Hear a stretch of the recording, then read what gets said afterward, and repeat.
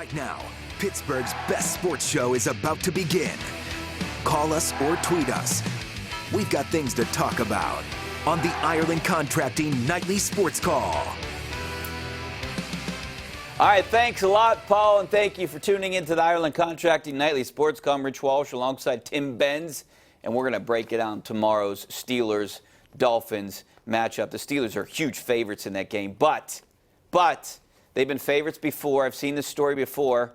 Could this be the game where they lose to an inferior opponent? Tim, we talked about this on the showdown here tonight.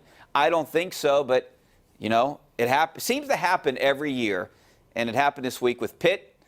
Do the Steelers escape? Yeah, I think they escape, and no, I don't think they lose, but the fact that you don't think they're going to lose is the exact reason why we've gotten so many games where we're stunned that Mike Tomlin loses them. You know, there's a litany, something like 18 games where they were significant favorites during the Tomlin era that they have lost to inferior non-playoff teams. And, you know, the question has always been, how can a team as good as the one that Tomlin has had in so many seasons lose to as many bad teams as they have over the years? I want to see, Richie, what happens when this bad version of a Tomlin team faces another bad team in the National Football League. And there are many this year. They got to win the first time against the Bengals in Monday Night Football.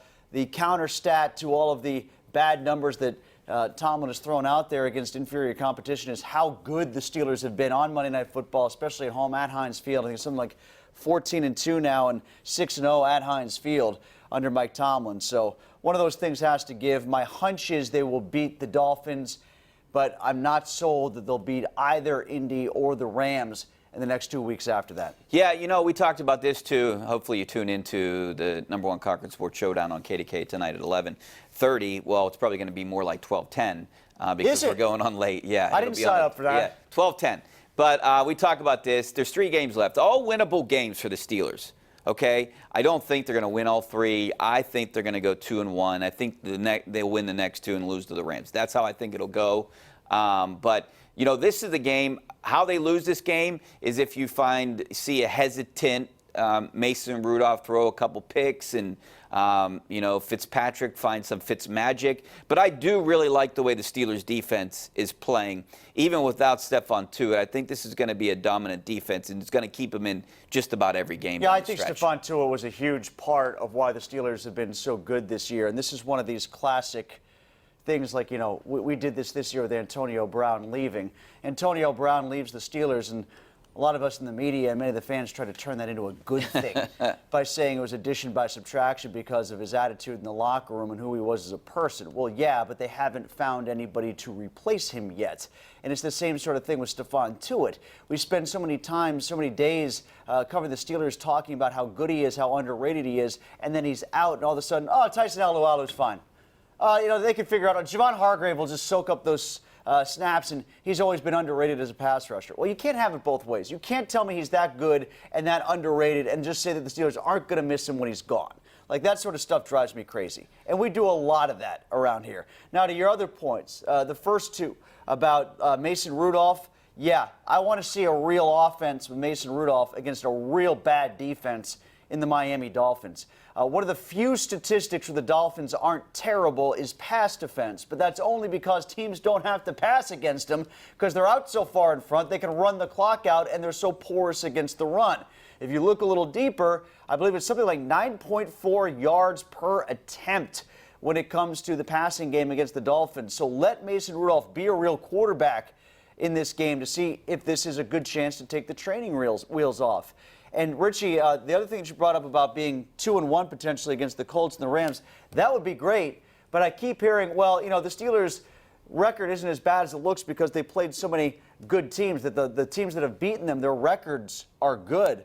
Well, okay, these 2 teams might make the playoffs. Yeah. So they better beat a playoff team then if they're going to go 2-1, because it's highly possible that both the Colts and the Rams are going to be in the playoffs in those 2 conferences. One thing about that Dolphins defense that you just brought up, they give up more than 417 yards per game, which is 3rd worst in the NFL. So if this is a defense you can't take advantage of, then I don't know what you're going to do down the stretch. I don't have too much hope for this team. But when you break it down and you look at what the Steelers do after the bye week, they're pretty good, close to batting 700, 670, I think it is. So with 10 games left, that would give them 7 wins, would put them at 9-7, and that might be good enough if history. Well, you're coming up with a real dream scenario.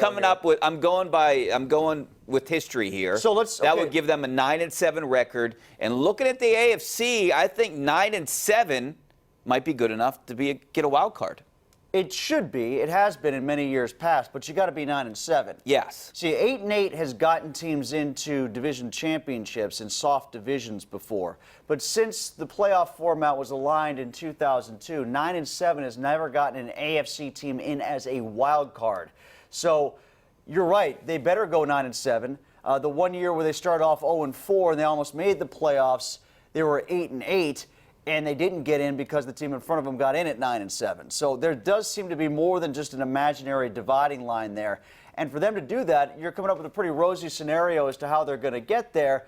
And that includes avoiding, if not a bad loss this week against the Dolphins, then a bad loss potentially against the Browns somewhere, the Cardinals somewhere, the Bengals again, the Jets, the Bills, the Jets. Yeah. Yes, exactly.